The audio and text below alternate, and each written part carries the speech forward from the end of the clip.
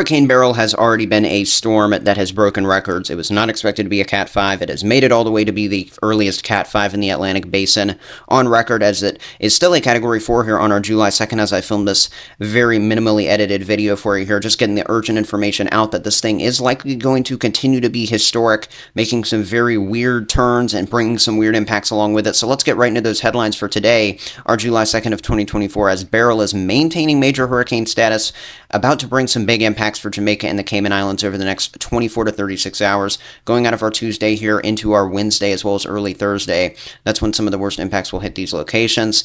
Hurricane impacts still look possible, if not likely, for the Yucatan Peninsula, particularly the eastern part of it there in Mexico. Plus, the U.S. and Mexico Gulf Coast there are on increasing alert. Is this necessary? I've got the details on whether or not these locations could be hit pretty hard. All of that coming up in this video, and if you enjoy the video, just a quick reminder that I don't just cover one nation, I also cover the tropics. So if you want consistent, accurate, and easy to understand forecasts on both, make sure you're hitting that subscribe button for USA and tropical weather updates. Of course, hit the like button down below the video as well. Unfortunately, what we don't like is seeing what we're seeing on Hurricane Beryl's satellite imagery from earlier today. It looked like a Cat 5. It was a Cat 5 with 165 mile per hour sustained winds. As of this latest advisory here of 5 p.m. on our July 2nd, our Tuesday, we are seeing this thing weakening down to Category 4 sustained winds. That's the key here, sustained winds. I'm about to underline the wind speed for you right now. You can see 155 mile per hour sustained winds as of the most recent advisory, but those gusts all the way in upwards of 185 to 190 miles per hour. We've also got some of these blues up here in the infrared satellite imagery pushing towards parts of the Dominican Republic, the southern part of the really entirety of Hispaniola here, pushing into Haiti through the rest of this evening. This will continue. These bands are bringing out some tropical storm conditions to the southern parts of Hispaniola, so definitely don't sleep on this, as this hurricane core is really only 100 to 150 miles offshore as it passes just to the southwest here of the Big Island. But nonetheless, this thing is going to maintain intensity even so, as we're going to be watching 145 mile per hour winds, at least according to the Hurricane Center, as this slowly weakens tonight. This is as of 2 a.m. going into our July 3rd, our Wednesday here, supposed to be weakened down just a little bit, but with those gusts still near 175 miles per hour, well into that Category 5 threshold for the gusts, and we could still be seeing a Cat 3 or 4 storm bearing down on Jamaica by the middle of our Wednesday. In fact, look at the northern end of that cone that I just drew out there. The Hurricane Center now thinking that the furthest north this could be is with the track actually going directly over Jamaica here.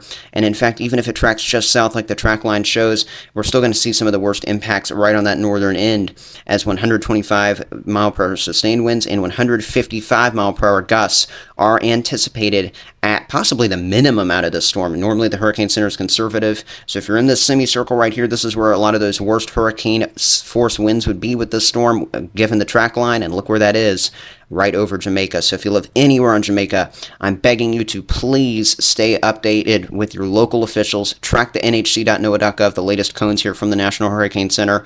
Prepare for the worst. This has already been historic. Expected to be Category 4 as it moves overhead, not weakening down to Category 2 even to this point as it passes by you. But nonetheless, the Hurricane Center does think it will be a 3 near Jamaica, then a 2 here going into the west central Gulf with 100 to 110 mile per hour winds coming out of our Wednesday going into our Thursday as this passes by some of the Cayman Islands here, and then eventually heading on over there towards the Yucatan Peninsula of Mexico. Here's when things get interesting. Southern Texas now in the cone. Towards the back half of the upcoming weekend is when some of those impacts would be getting on up there towards Texas. Mexico is where the landfall is, at least currently anticipated by the National Hurricane Center's cone, but those arrows I just drew out are really the far exterior areas of where this storm could be. It is definitely a broad area where Hurricane Beryl could end up going, or Tropical Storm Beryl possibly. Notice how we'll probably see some weakening down to around 60 to 65 miles per hour, at least per the Hurricane Center's report, for the western Yucatan as it crosses over land. What I just underlined is 70 miles per hour as this moves into the west central Gulf here, possibly re-strengthening. And really this whole coastline that I just underlined, and maybe even more locations here, all these spots really need to be on alert heading into the upcoming weekend. So let's look at the model track guidance. Let's see how it lines up with the Hurricane Center. Again, a lot of those models taking it right just south there of Jamaica, but again, that northern quadrant right there would be right over the island, and that's why we're very concerned for Jamaica getting 100 plus mile per hour winds for at least a brief period of time, especially with the gusts. Going into Thursday, we see this passing on by out of Wednesday into Thursday, those Cayman Islands. By Friday, over the Yucatan Peninsula. Thursday late day, heading into Friday morning, that's going to be some of the worst impacts there for the Yucatan. Then as we go towards Saturday, emerging back over the Gulf, where we will likely see this storm slow down a bit. The model spread really increases once we get right off the land there. Notice some scenarios take this as far to the northeast as Houston, heading out of Sunday and into Monday, whereas others just bring this in right after Saturday and into early Sunday to Mexico as a possible tropical storm or hurricane. Speaking of tropical storm or hurricane, let's see what the models are saying in terms of intensity. Notice as we go through Wednesday, dropping down in intensity, but likely still a strong Cat 3 or low-end Cat 4. That's the median here for intensity as this hits Jamaica. Again, hopefully everybody is prepared there and has prepared for the worst, because this is a historic storm expected to continue to defy the odds. Be ready for the worst there, as well as in the Cayman Islands, as Cat 3 impacts are likely there. Going into Thursday, into Friday, we're likely to see those Cat 1 or 2 impacts, at least according to the Hurricane Center, and really the models too, and their median. For the Yucatan Peninsula of Mexico there, Cancun is included in some of the worst impacts possible out of this, heading toward the back half of the week. Once there's that interaction with the Yucatan, a lot of the models bring this down to tropical storm force conditions, but notice not many of them fully drop this off until at least Monday, and that would likely be at some point after some additional interaction with land, whether it's Texas or Mexico. We could even see some of those models, notice them keeping it closer to Cat 1 or 2 strength. That's why we need to watch this for not only the Mexico Gulf Coast, but also some parts of the Texas and possibly Louisiana Gulf Coast. Let's use the HWRF model. I've been using it the last couple times I've been doing full tropical reports. It's been doing a great job staying right in line with Hurricane Center tracks as this big storm continues into our early Wednesday morning. This is Wednesday at 2 a.m. as we do our timing here. This model really lining up with a lot of the timing, especially for the next 24 to 48 hours, very well.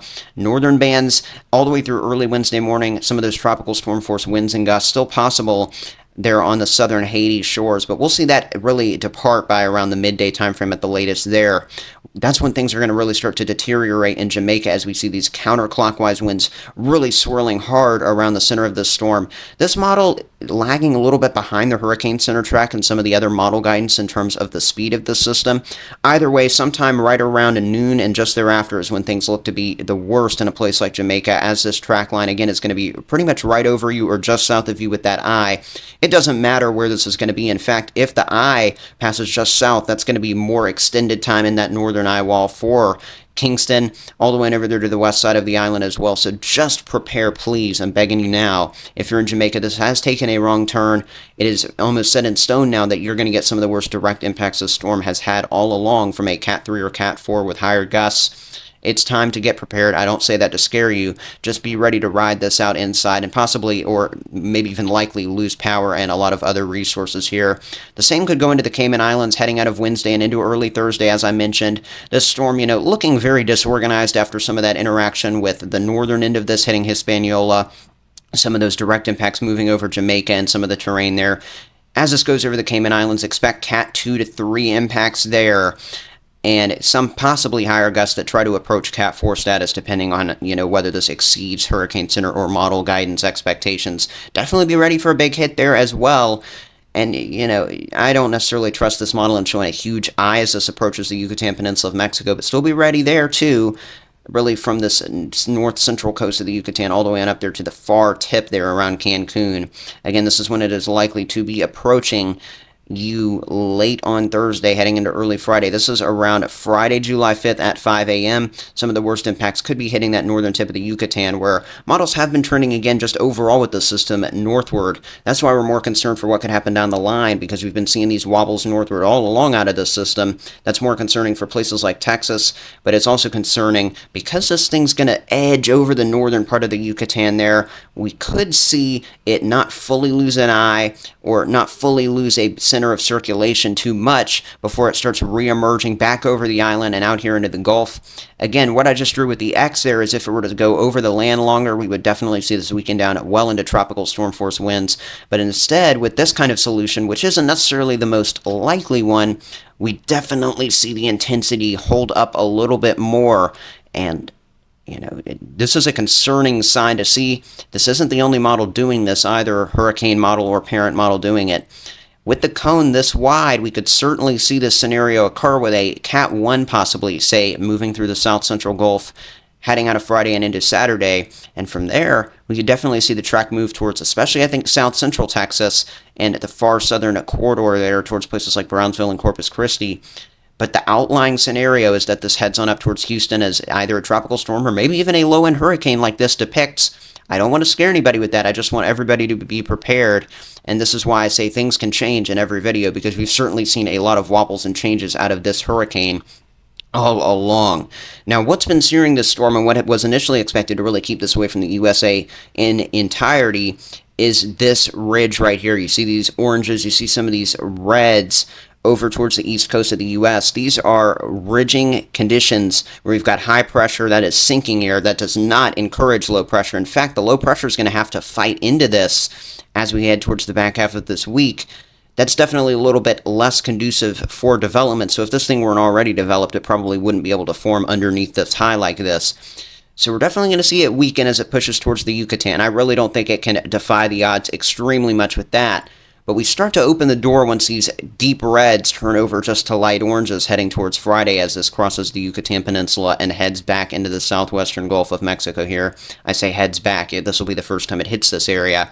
It's probably going to slow down as it kind of continues battling some of those oranges nonetheless, what's left of the high pressure there from the eastern U.S., but notice it finds a little corridor there, according to the GFS model. This is one model anyway, where it can sneak on up there towards the far northern tip of Mexico and far south Texas. I think this scenario is one of the more likely ones here because it's not too far north like that HWRF model was just a second ago, but it does show Texas getting some impacts. This is what it could be like in terms of the winds if this were to occur. Notice it moving over the Yucatan, struggling a little bit with trying to maintain its center of circulation, but we see some 50, 60, maybe even 70 mile per hour sustained winds with higher gusts pushing over the southwest Gulf, coming out of Friday into Saturday. Again, I can't stress enough that the longer this spins over the Yucatan Peninsula, the further south it goes and really just rides over a lot of that land instead of just brushing over the northern tip, the less intense this will be heading out over the southwestern Gulf. It's probably not even going to be this strong, especially if you go with hurricane center guidance here. But prepare for a hurricane to be tracking through the far west central Gulf towards the back half of the weekend, because that's what the GFS model shows. That's what that hurricane model that I just showed you a moment ago shows. But there's definitely differences in the track between these two, and there's differences in intensity between a lot of the models, as I've been showing you throughout this video. So the truth is, no one can tell you exactly where the storm's going to go right now because there is a lot of uncertainty. It is just this increasing trek here on ensembles as well, where we've got all these members of this European ensemble system here that has tens of members. Notice that point on up there towards Texas and Louisiana, that final curve right as this tries to touch Mexico. This type of scenario would be not good at all because we're seeing a lot of those impacts graze up the coast. A lot of heavy rainfall and flooding could be a big concern if this type of track were to occur. I'm showing you all these possibilities because it's not necessarily the most likely. The most likely is moving still there into north central Mexico with just a graze of south central Texas. I'm not showing these to scare you. I'm showing these to prepare you. Texas and Louisiana, you're not out of the woods yet, with especially rainfall impacts. And if you want to stay updated on everything, July 4th weather, tropical weather, out there in the Caribbean as well with tropical weather updates when they're necessary, please make sure you're hitting that subscribe button right here on One Nation Weather to the channel. That's it with this video. I hope everybody has a great rest of your Tuesday. I'll see you back here Wednesday or Thursday.